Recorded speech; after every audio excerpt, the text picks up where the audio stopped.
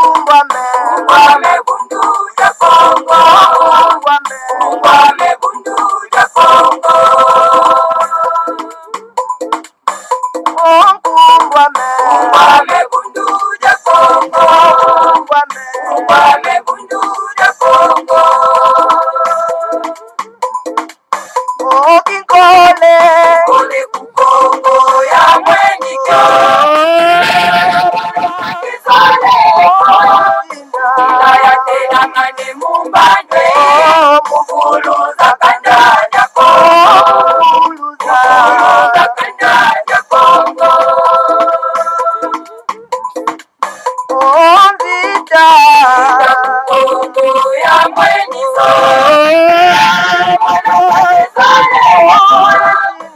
Ilaya tena ngane mumbane mwana vita kukongo.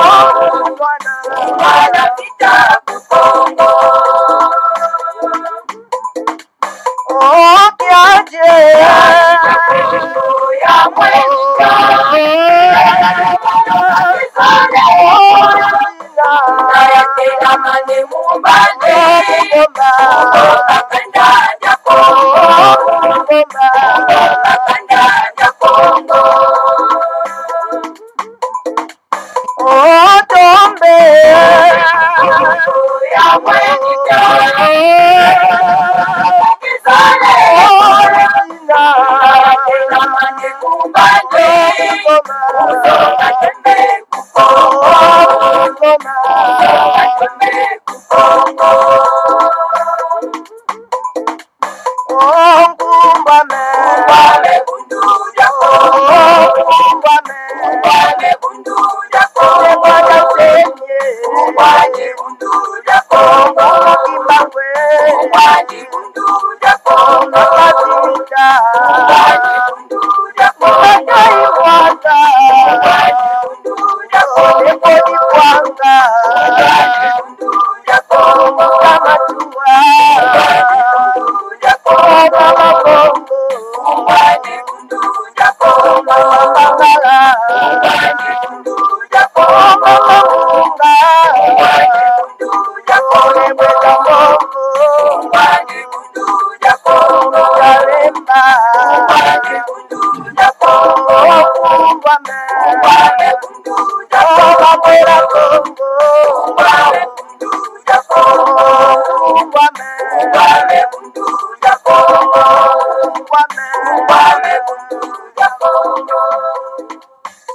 Matondo mingi bama batata bandeko balandi ya Congo Bololo, balandi ya 3 fois wradio-kachupapa.com, tarabiswana toye, en tout cas, na tongo ya lelo bama batata bandeko. En tout cas, to pesi bino banso bayenge na bino banso pe balo sako bambote na bino banso bama batata bandeko, bino ba oyo bozwi solo pe na en tout cas, litomba ya kolanda biso solo pe na en tout cas, na tongo ya lelo. Ya solo penda lelo ezali mokolo mwa mine ya mposo, mokolo mwa mibale ya sanza ya mwambi, mobo ya koto mibale na zomi na mwambi, tokomi bongo na ngonga ya libwa na miniti zomi awa na kati na studio na bino, studio na biso, ya Congo Bololo epa wapi to mataka na ngomba na motani ya kaila, bama batata bandeko, pona ete to kwa kosopela bino, boya mpe mayele, bama batata bandeko. Lelo, toyei, en tout cas, po ete to kwa kosala ba réaction ba mama tata bandeko na maimanso maleki solo pena poso mobimba mama tata bandeko epapi biso en tout cas na kati na Congo Bololo tozalaki absent. Tozalaki wana te ba mama tata bandeko ezali pona volonté ya biso moko te, mais ezali tout simplement ba mama tata bandeko en tout cas na ba obligation ya maïnyonso o tozali kosala na kati na mokili ya bapaya o to ya ba mama tata bandeko. Yango wana bomonaki biso na kati na ba réseaux sociaux te yango toye lisusu ba mama tata bandeko. Ya liboso ba événement eleki ebele ba mama tata bandeko.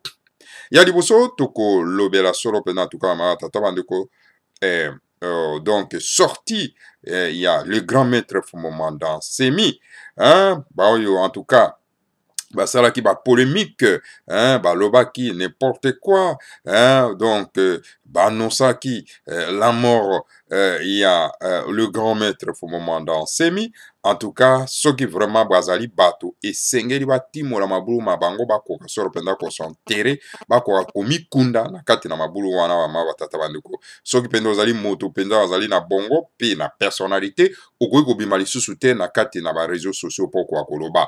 Ceux qui vraiment obimi poko akoloba te, en tout cas ozali no mwana oyo babotaki na kati ya wese bama batata bandeko bana lisanga atimatique. Donc vraiment esengeli pe ba oyo surtout basalaki tapage wana bazala na courage ya ko récupérer en tout cas vidéo ya les grands maîtres na message les grands maîtres apesi na kati na bangbunduka na bango. En tout cas bazala na courage wana bama batata bandeko toko dénoncer bango en tout cas na tongo ya lelo ba oyo surtout ba transmetaka message ya organisation terroriste ya aner oto bengi suro penda ya Kalunda Motoba alias Kalev oyo ezali ya Hippolyte Kanambe e Kalunda oyo azali mwana ya Kalunda kuna na kati na Katanga ye azali solo pena mwana mosala ya Hippolyte Kanambe. Alors donc yaza kotambusa organisation terroriste wana tokubengi aner bama batata bandeko. Alors, toute personne a qu'à transmettre, qu'à véhiculer l'information à cette organisation terroriste, et donc Azali allié à l'organisation terroriste, parce que c'est cette organisation terroriste qu'on appelle ANR, dirigée par Kalunda Motoba alias Kalev, Moto Abimisaka ba message wana, ba information wana que non, écoutez, atinda ba jana yeba, ya ba terroriste na que non, voilà, Fumomanda Nsemi est mort, il n'est pas vivant, etc. Alors, les lots, en tout cas, ba beli qui pelekese.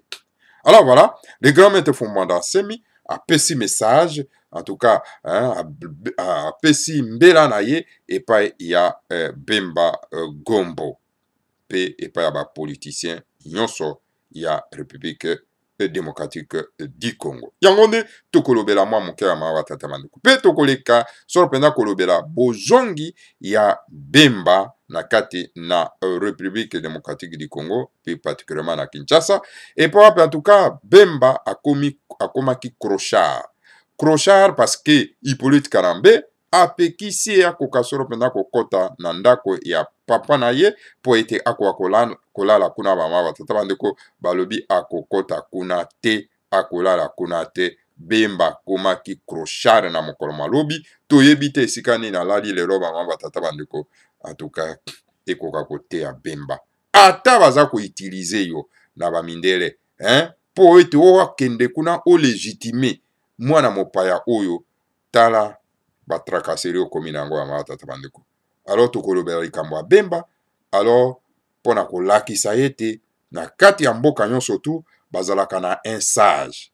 Alors na kati ya mboka na biso tozali na un sage bantu qu'on appelle Fumomanda Nsemi oyo azali lelo oyo bama batata bandeko de Gaulle ya République démocratique du Congo pona kobundisa solo penda l'occupation bama batata bandeko oyo ezali dirigé par Hippolyte Kanambe. Alors tango yaza koloba esengeli to fungola matoi to yoka matoi mambongi tala esika wapi yo komi crochard ba boyo kendola na ndako ya papa na yo.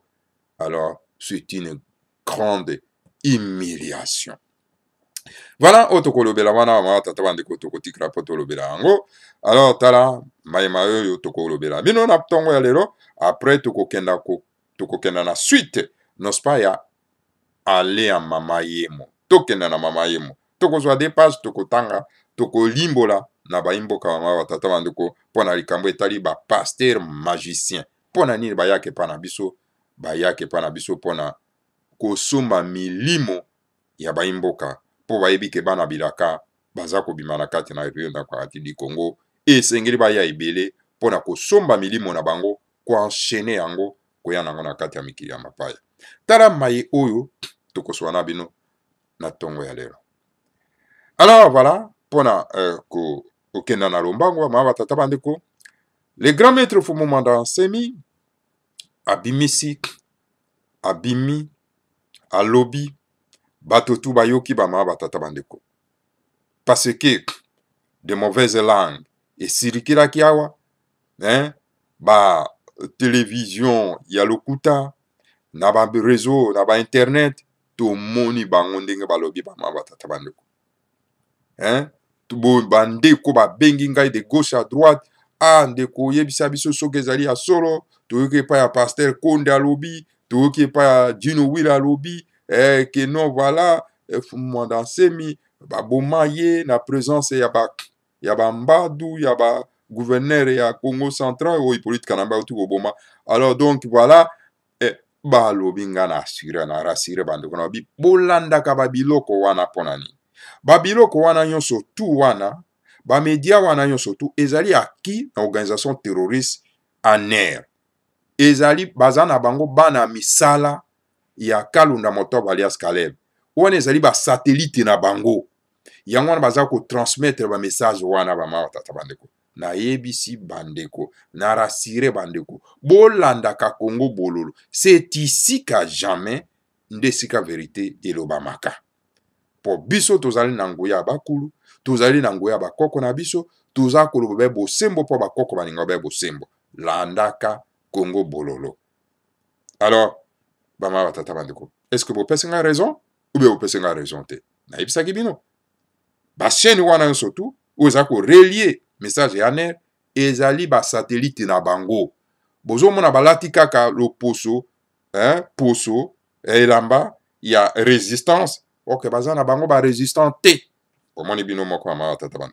Alors botu na bango, bozwa pe courage lelo, bozwa vidéo ya les grands maîtres Fumanda Nsemi, boti yango na ba site na bino. Na landi ba site na bango na moni yango te. Tout le temps oyo ngai na ye ko se manifester na kati ya Congo bololo te, na landi ba site na bango na moni batie yango te. Alors pour vous dire que voilà, ce sont les agents de l'ANER.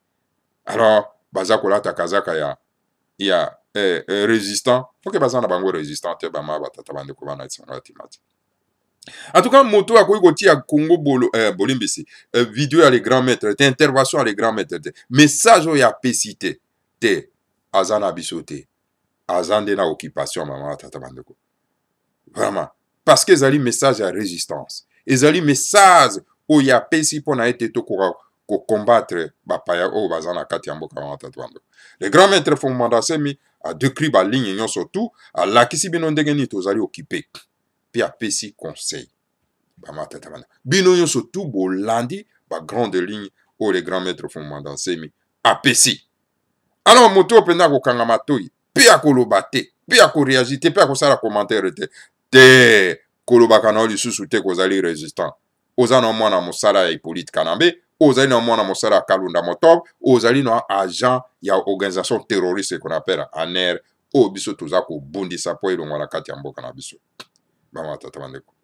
Alors le grand maître na kati ya intervention na eba ma tata bandeko alakisi biso ndenge nini mboka ezali occupé et que tokoki kokenda na maponami te. Alors alakisi biso ndenge nini bao nyonso tu oyo baza koloba likamba maponami baza na bango donc bana misala ya Hippolyte Kanambe wa mawa tata bandeko pona ko favoriser, ko légitimer donc l'occupation, la colonisation ya tout Rwandais na kati ya mboka na biso. Alors soki tozotala malamu tomoni bato lokola Kabund aza ko annoncer candidature ya ba député, mena maponami ya mascarade oyo bana bapaya baye po ete bakwa ko organiser biso. Alors oko tirer conclusion moko kaka que non, ce sont les gens qui mangent na kati ya sani moko na bapaya oyo baza ko konza biso. Le grand maître Fumanda Nsemi alakisi abi non, toute personne oyo akoloba makambo ya maponami oyo ezali organisé na bapaya, alors donc azali tout simplement un collabo bama batata bandeko. Alors le grand maître Fumanda Nsemi alakisi biso abi toza na posa maponami te oyo ekozala organisé na Hippolyte Kanambe parce que ekozala tout simplement kaka ke bango bato wana bayi ko konza mboka na biso boto koka ko prolonger souffrance na biso bama batata bandeko. Alobi les choses oyo biso tokokoza eloko oyo biso kokosala ezali c'est-à-dire la résistance pona ete to sala soulèvement populaire to bengana bapaya oyo bakende. Toza na posa ete to organiser ba maponami mabiso. Alors pour organiser maponami mabiso esengeli to bengana mopaya oyo avandeli biso na moto ya mboka. Hippolyte Kanambe alakisi. Hippolyte Kanambe azali le fils biologique ya Laurent Désiré Kabila te, on le répète. Azali mwana ya Tutsi rwandais. C'est un Tutsi noko ya James Kabarebe. Mwana ya Adrien Kanambe. Ce n'est pas le fils biologique à Laurent Désiré Kabila. Donc c'est un étranger. Tozali sous la domination, sous la colonisation, il y a Tutsi rwandais. Oyo bango batindi ndeko na bango po ete akoka ko dominer bino bana somi ya mboka Kongo. Tokolo bana bino monokoni po boko akoyoka. Le grand maître aza koloba. Alobi objectif na biso premier. Ezali c'est-à-dire ko benga na Hippolyte Kanambe pe koya ko sala transition à 3 ans pour na to organiser ba maponami ya malamu oyo ko mema biso soro pena en tout cas na kotambusa mboka na biso na ndenge ya malamu. Alors kolobela kama kama maponami ingi koloba ete vraiment mama tata bandeko ezali mauvaise foi. Apesi conseil ba mama tata bandeko na Bemba. Apesi conseil na Bemba. Alobi mais non. Bemba soka akei po ete akoka ko participer na ba maponami. Donc Bemba trahir bana somi ya mboka Congo oyo bazalaki soro pena na espoir epa na ya mama tata bandeko. Bomoni mama tata bandeko bana lisanga atimati. Le grand maître Fumumanda Nsemi a lancé ce message. Alakisi na baimboka ete maponami wana ekozala te bama tata bandeko. Ezali tout simplement koluka ko prolonger donc transition moko ya pamba na Hippolyte Kanambe ya mama tata bandeko. Alors donc est-ce que baimboka baza na mato ya koyoka? Est-ce que baimboka baza ko sosoro? Est-ce que baimboka baza ko landa les messages à les grands maîtres aza ko pesa? Bama tata bandeko bana lisanga atimati. Alors le grand maître a lancé sur le présent message na la grande puissance de ce monde. Il a utilisé la force pour na ko bengana mopaya o ya vandeli biso na kati ya mboka. Nous devons utiliser la manière forte pour na ko bengana mopaya o azonge pa na ye parce que mboka na ye ezali Rwanda et ezali la République démocratique du Congo. Est-ce que les grandes puissances de ce monde ba yoki message mbera les grands maîtres? Alors ba mawa tata bandeko bana lisanga atimati et pas apia sukisa qui était malheur à tous ceux qui comprennent toujours en retard. Mawaka na ba oyo ba comprendre kama kambo na sima mawa tata bandeko bana lisanga atimati. Voilà. Discours, message à les grands maîtres. Oyo bosil boyokaki bosil bomoni ba mawa tata bandeko bana lisanga atimati. Alors le message à les grands maîtres apesi. Banani ba relier message wana na kati ya ba réseaux sociaux. Na kati na ba ngunduka ba internet. Banani ba relier yango. Bon ba relier te. Ce sont les agents de l'occupation. Parce que ba agent ya occupation moto oyo bazako banga tina mokolo malelo c'est Fumumanda Nsemi. Moto mosusu te. Alors soki ndeko moko oyo aza na mwa internet na ye alobeli discours nationaliste ya le grand maître Fumumanda Nsemi te, donc aliaka na ye na bapaya mama batata bandeko. Po vraiment moto oyo penda aza na posa ete mboka eko akokangolama akoki ko tika inaperçu discours oyo te ya mama batata bandeko. Natali na côté na réseaux sociaux natali banani oyo ba projecter discours nationaliste et patriotique oyo le grand maître Fumumanda Nsemi apesi na moni ba oyo ba lobaki ba transmetaki message ya aner ba lobi yango te. Natali pa ya Tambwe alias les to moni ata analyse mon côté ya discours ya le grand maître Fumumanda Nsemi. To moni te. Mais yazalaki motali boso oki mambango pona kokenda na résidence ya le grand maître pona kolakisa bato. Ezaki po alakisa bato te.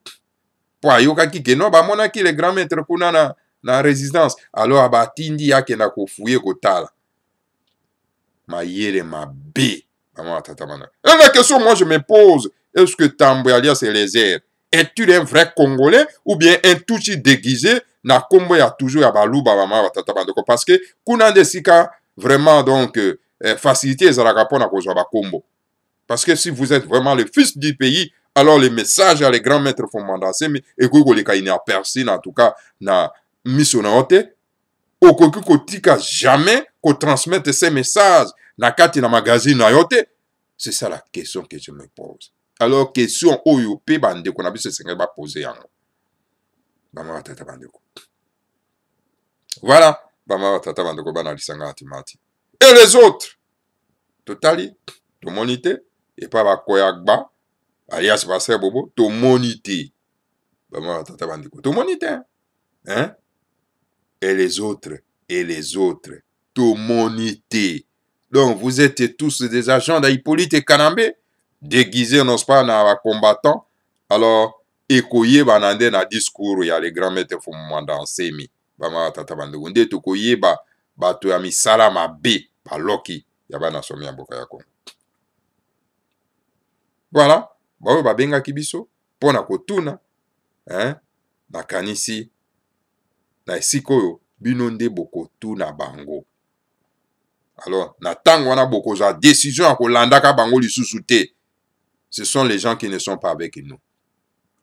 Fungola miso biso za lokola batoya toza ko alerte bino. Voilà mama tata bandeko bana isanga atimati wana ezalaki mwa commentaire muke otokoki kopesa na esika wana. Tokeye pa ya Bemba zongi na Kinshasa ba mama tata bandeko depuis mercredi na 9h25 akiti na aéroport. Et puis rapi ba partisan na yebanda kozela ye ba mama tata bandeko. Kasi ekoma na esika okenda kolala ekomi mobulu. Hippolyte Kanamba lobi okolala kuna esika papa no azalaki te. Okolala kuna te. Lukano esika akolala. Ti bakomaki minuit. Donc Bemba zan esika akolala te. To ebite ndenge esuki na mokolo mwa lelo soka lalaki na balabala to ebite soka lalaki na kati ya voiture. Bemba komi crochat. Mopaya komisi e crochat. Na kati ya mboka na. Hippolyte Kanambe mwana tuti Rwandais e mopaya na kati ya mboka mwa tata bandeko akomisi mwana mboka crochat. Abwala na kati ya ndako na. Ete ya Bemba. Yango na kati ya mboka nyonso tu bazalaka toujours na un sage. Un sage oyo aza komona mosika koleka bino. Esengeli bokoka kolandaka maye aza koloba. Biso na kati ya mboka toza na sage qu'on appelle Fumu Mwanda Nsemi. Maye aza koloba oyo biso to mwana kana mosika te me aza komona me aza ko alerter biso na yango. Mais bana ya race bantu c'est comme si ba loka bango ba tata bandeko bango bazo préférer koyoka ba maître na bango ke koyoka sage na bango ba tata bandeko. Le grand maître Fumanda Nsemi apesi mateya na moto babengi Bemba Gombo que non kokita te po ke na ko légitimer mopaya. Kokita te po loba makambo etali maponami na mboka. Kita po loba makambo etali la résistance po ete to kwa ko récupérer mboka na biso.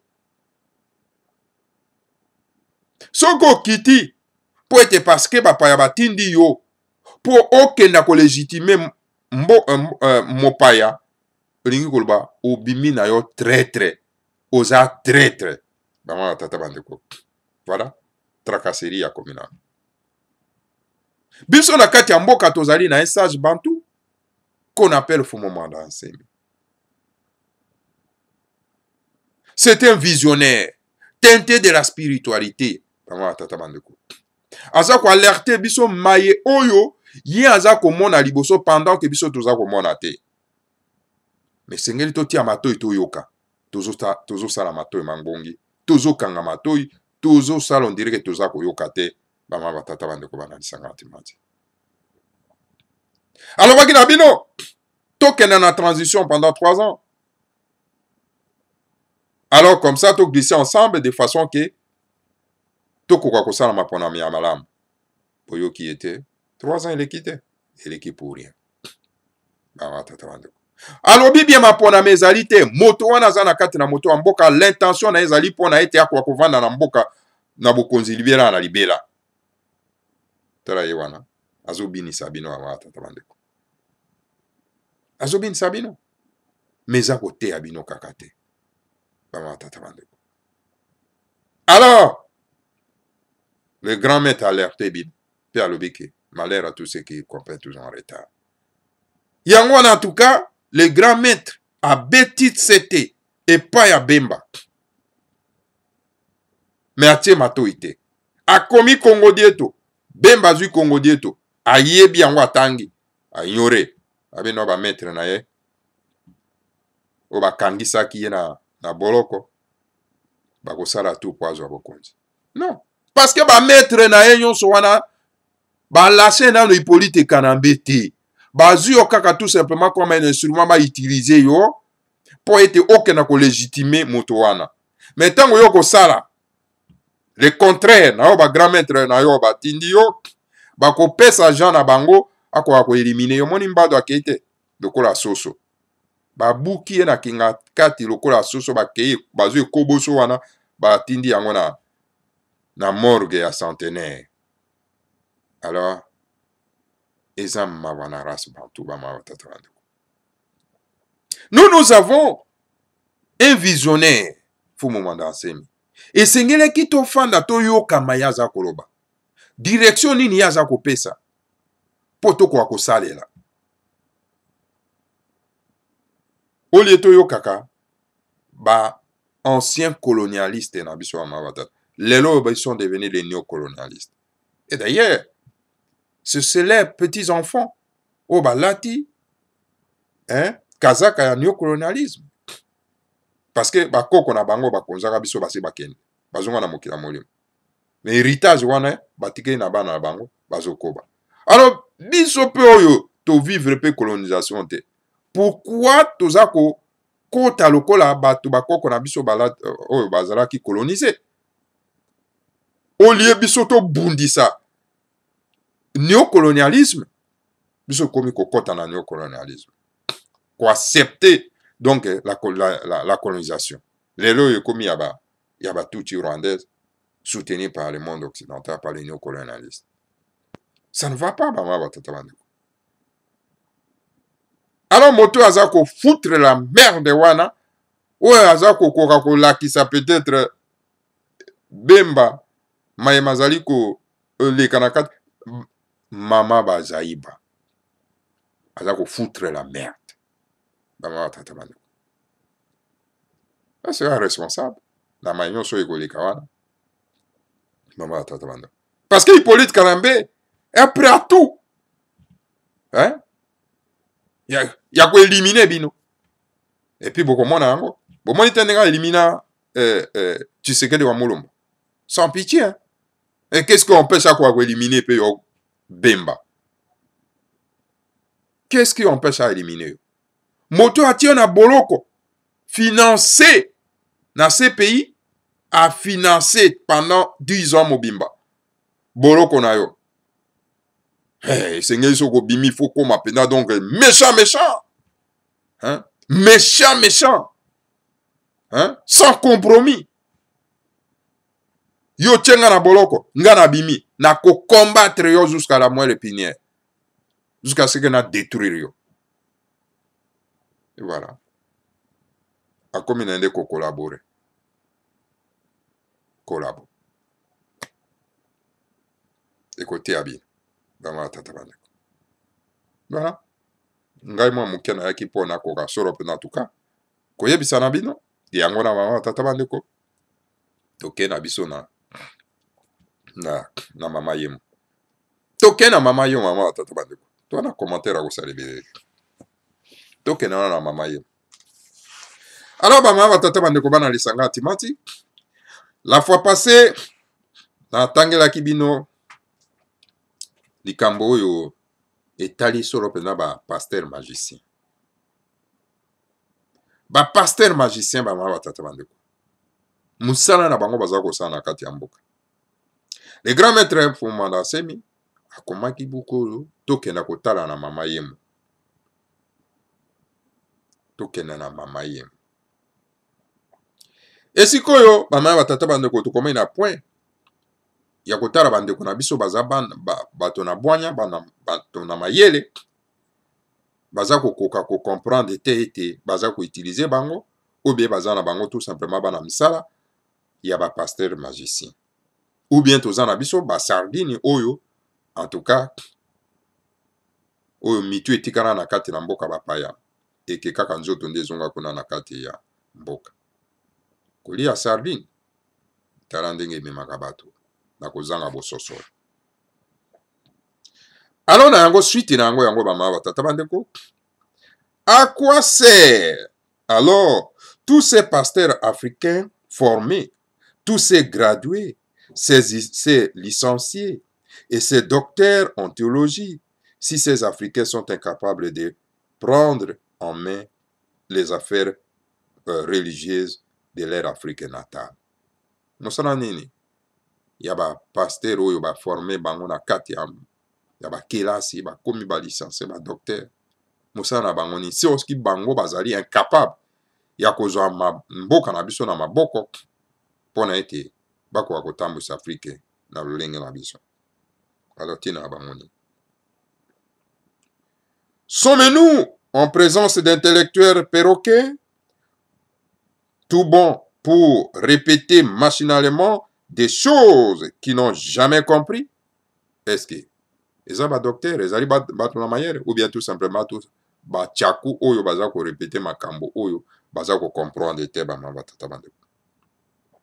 Ils disent toujours dans leurs églises qui sont conduites par le Saint-Esprit. Après, ils se comportent dans leur vie comme des perroquets sans intelligence, comme des robots téléguidés par des évangélistes étrangers. Alors, baloba été, ah non, mon pas pasteur Ibero, non, bazana moli au Monsanto. Mais ce que tali modèle na bango bazako tambola, yoko ya ko comprendre kaka que non, est-ce que vraiment bateau penda bazali penda na moli au Monsanto na kat na bango, ou bien bazali tout simplement téléguidé na banani na ba évangéliste magicien bapaya. Avec le Saint-Esprit des mascarades, ils sont incapables de voir plutôt la spécificité religieuse que l'Esprit de Dieu avait donnée à l'Afrique. Alors, na moli monsanto na bango ya lokuta, bazali incapable ya komona solo penda ba mawa tata bandeko moli monsanto oyo tata nzambe apo mutulendo atie na kati ya kachopa. Mérite-t-il vraiment d'être des guides spirituels pour l'Afrique, des guides téléguidés par des agents dits néocolonialisme, déguisés en serviteurs de Jésus? Est-ce que vraiment, bateau et pasteur oyo, yabambo kanabiso, hein? Est-ce que vraiment, baza penza en tout cas, baza ko guider bango penza na molimo monsanto ya bana ya kachopa ya mokili ya kachopa ou bien tout simplement bazana bango tout simplement bana misala ya bapaya pona ete bakwa kosala ya bapaya au détriment ya Afrique bama batata bandeko motuna. Comment se fait-il que les prétendus Saint-Esprit étaient capables de leur révéler les intentions diaboliques de leur maître à penser? Comment se fait-il bakoki kozala na mesure ya ko détecter te ya komona te mayele mabe misala mabe ya bakonzi na bango oyo batindi bango mpona kobebisa kachopa na biso bama batata bandeko? Comment baza na mesure ya ko détecter yango te mayele mabe misala mabe ya bakonzi na bango batindaka bango? Ne sont-ils pas des traîtres de l'Afrique, tous ces prêtres et pasteurs formés à l'occidental? Est-ce que bazali bango nyonso te bana misala, bazali bango nyonso te ba traître ya bana na kachopa oyo epai wapi bama batata bandeko ba forma bango na mindele po bakoma bana misala na bango, po basalelaka bango, po badétruire Afrique na biso bamama batata bandeko. Jusqu'à preuve du contraire, nous disons que ce sont des Emipuesa Masuela. Alors, jusqu'à preuve du contraire, toujours considérer bango tout simplement ngana lobi ba tente baza bango ba tente mama batata bandeko. Pauvre Jésus-Christ, 99% des prétendus évangélistes internationaux viennent à Kinshasa, venus plutôt à Kinshasa, étaient dotés des médailles magiques destinées à leur donner le soi-disant pouvoir de guérison, car ces évangélistes sont convaincus en leur fort intérieur que sans ces médailles magiques, ils ne peuvent pas guérir au nom de Jésus. Alors voilà, 99% ya bato wana, ya ba prétendus évangélistes internationaux, o bayaka na kati na mboka Kinshasa, bazalaka na médaille ya ba magie. Magie wana, bama tata bandeko bazalaka nango, ezali oyo soi-disant pouvoir ya guérison bazalaka nango.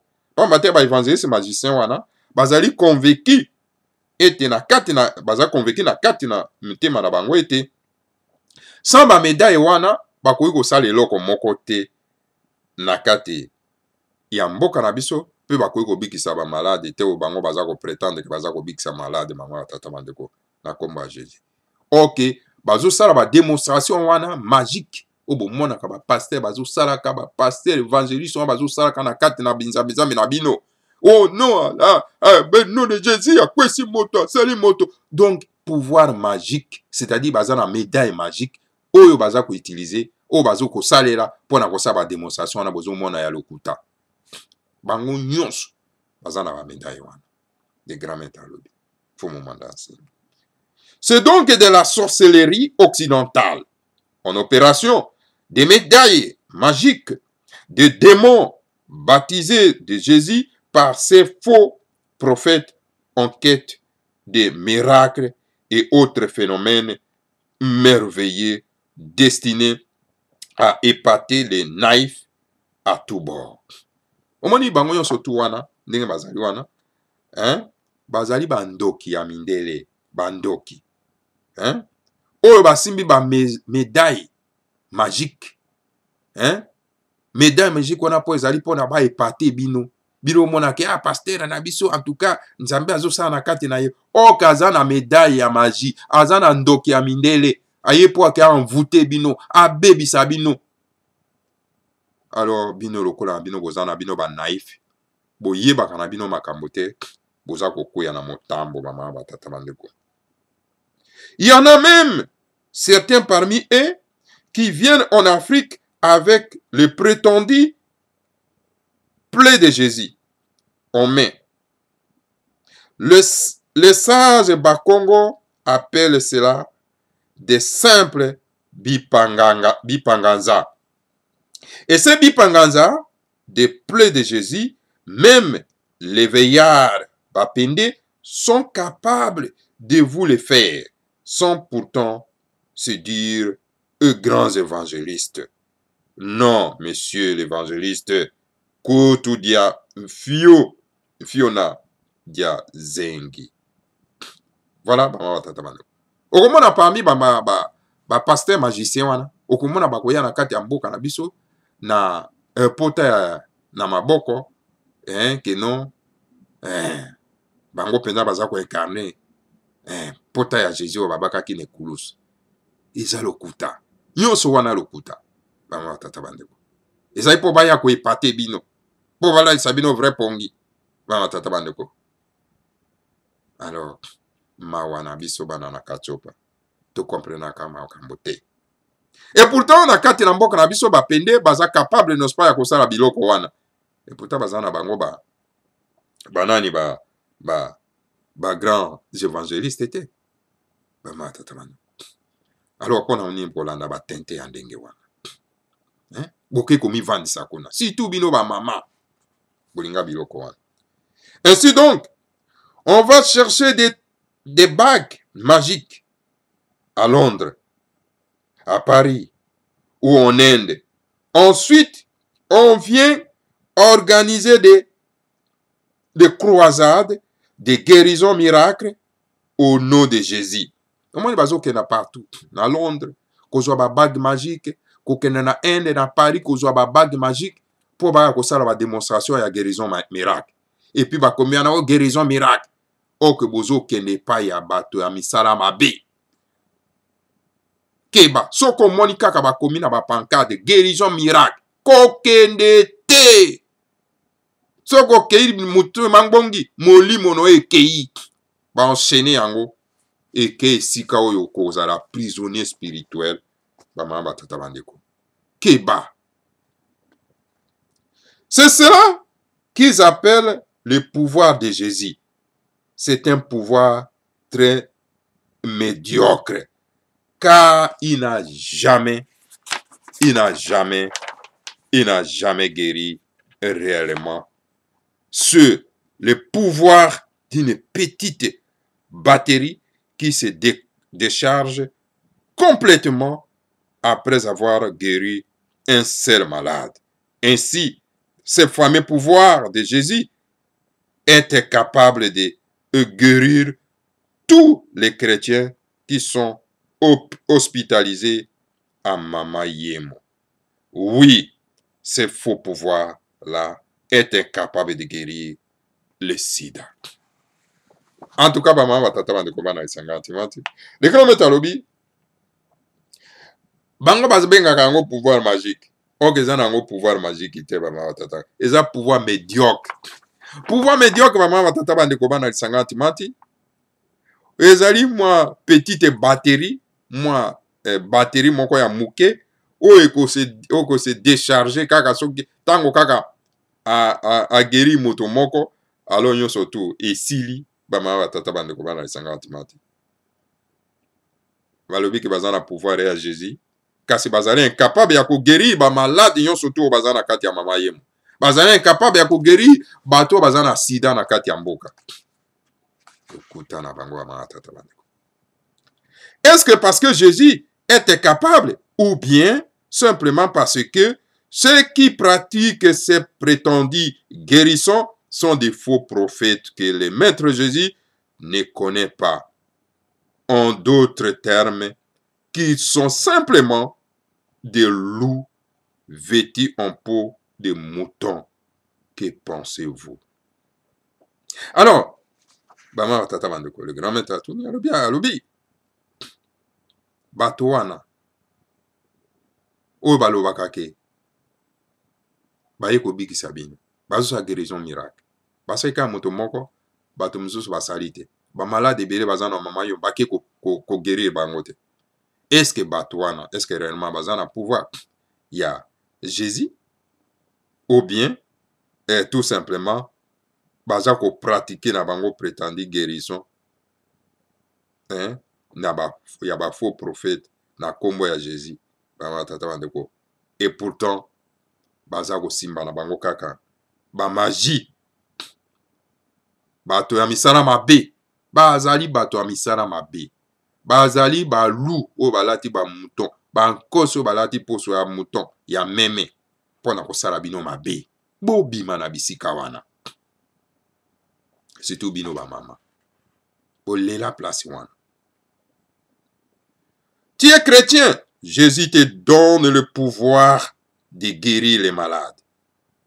On te dit que les milliers de chrétiens diminuent d'argent, sont hospitalisés et souffrent à l'hôpital à l'hôpital de Mama Yemo où ils n'ont rien à manger et sont sans argent pour acheter les médicaments et payer les frais d'hospitalisation. Ce sont des frères de Christ. Au lieu d'aller tout droit, sauver tous ces chrétiens malades, tu préfères aller jouer ta comédie de guérison miracle au pont Kassavobo, à l'esplanade des palais du peuple. Voilà, maman, tata bandeko. Bon, on le dit que vous allez chrétiens. Vous êtes chrétiens. Jésus a perçu au pouvoir et a guéri le bateau, il a biki sa bateau. Hein? Et pourtant, Kena na mama yemo, des milliers, il y a des chrétiens baza malade na katiambo. Baza na mbongo ya kufuta hôpital ote. Pe baza ko souffrir na katia hôpital. Mais kenda kuno kenda ko biki sa bango. Yo za ko kende kuna te na katia mama yemo pona ko biki sa bango. Mais yo zo ko préférer na ko kenda na pont Kasavubu pour le kena ko sala guérison miracle. Mais kenda na mama yemo. Bato baza ko souffrir. Bato baza na mbongo te. Kenda ko biki sa bango. Mais yo zo kenda ko loba sala guérison miracle na pont Gabi. Voilà le kuta. O kenda na palais du peuple pour kenda ko biki sa bato. O sa ba démonstration na lokuta. Oyo ba kolanda yo kaka ba bizengi. Mama batata bandeko ba naïf. Ce n'est pas sérieux. Non, monsieur l'évangéliste. Allez à Mama Yemo. Oui, allez à Mama Yemo. Puisque chez vous, en Occident, il n'y a plus de malades. Est-ce que chez vous, en Occident, il n'y a plus de malades à guérir? Hein? En tout cas, évangéliste magicien. Bo kenane na Mama Yemo ko biki sabato. Et puis bino ba évangéliste magicien ba pa ya boza ko yepa na biso. Ku ne pa na bino boza so na malade te. Yaka batondi ebele. Allez à Mama Yemo, non pas pour aller guérir un ou des malades, mais pour guérir tous les 2000 chrétiens qui sont malades à Mama Yemo. Kene na Mama Yemo, mais ko kena kuna te oloba na guérir moko mibale te. Biki sa bango nyonso tu, baza soki ba 2000 ou 3000 kuna biki sa bango nyonso tu. Voilà. Le grand maître a fait ce bango défi. Ou bazali incapable ya kosala yango mama tata bandeko. Pourquoi avez-vous peur d'aller guérir miraculeusement tous ces chrétiens qui souffrent à Mama Yemo? Pona ni oza ko banga ko kenda na Mama Yemo pona ko kenda ko bikisa ba chrétiens oyo baza ko souffrir baza ko mona passe kuna na Mama Yemo. Vous avez peur parce que dans votre fort intérieur, vous savez que votre pouvoir est une mascarade qui est tout à fait incapable de guérir ces malades, car vous n'avez qu'un pouvoir de mascarade de bas étage qui ne vient pas de Jésus.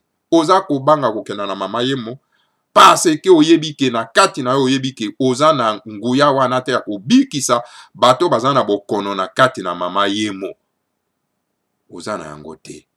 Alors, yango na oza ko banga ko kenda na kati na Mama Yemo. Parce que oyebi yango malamu ete nguya eza na kati na yo yuti pa na Jésus te. Bato na lokuta. Ba pasteur magicien. Messieurs, vous n'allez quand même pas nous dire que Jésus vous a donné le pouvoir de guérison et que ce pouvoir est incapable de guérir le 2000 chrétiens hospitalisés à l'hôpital Mama Yemo. Quand vous avez que vous avez un pouvoir à Jésus et pourtant vous allez incapable de kokenda ko bikisa 2000 malades au bazan na kati na Mama Yemo.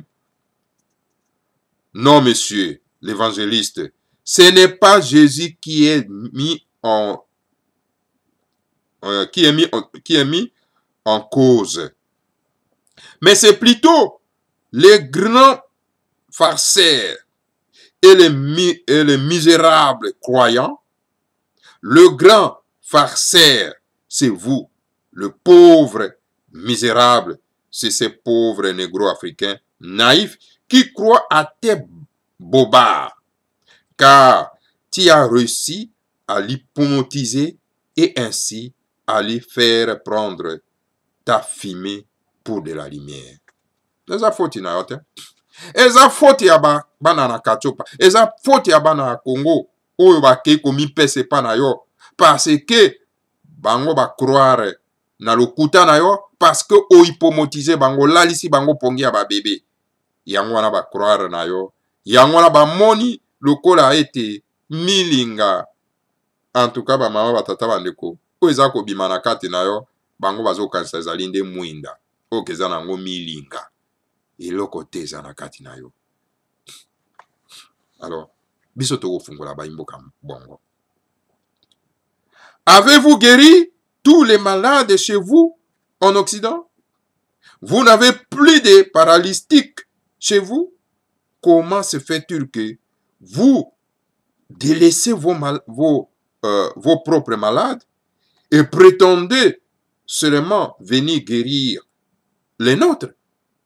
Est-ce que pas na bino kuna bino ba évangéliste magicien oyo boyizo koya na kati na République démocratique du Congo awa na kati na Afrique et pas na bino place bouti bato ya bokono bazaka lisusu te bongo pona nini obikisi na bato ya bokono o baze pa na bino te alors oza ko se prétendre oya ko bikisa bato ya bokono o baze pa na biso awa te botika lokuta ya ndengo oyo bama batata bandeko. Vous prenez les noirs pour vos cobayes, d'essayer pour tester vos pouvoirs magiques, pour tester les effets de votre sida. Alors, yozozwa bana ya République démocratique du Congo, bana ya Kachopa, bana ya Afrique, ozwi bango lokola ba cobaye na yo, pour ya ko mesurer pouvoir magique na yo, hein? Ya guérison yo ya ko tester yango awa. Po oya awa na kati na mboka na biso po na ko tester ba effet ya sida ate bana mboka bolamuka lokuta ezalaka na ntango na yango alors esenge vérité ya po ete lokuta oyo ekoka kosila. Voilà mama batata bandeko suite ya mama yemo tokoya na yango lobi lisusu bama batata bandeko wana tokotalisa bino les paralytiques marchent. Les paralytiques marchent. Tokolakisa bino yango bama batata bandeko bozala toujours branché.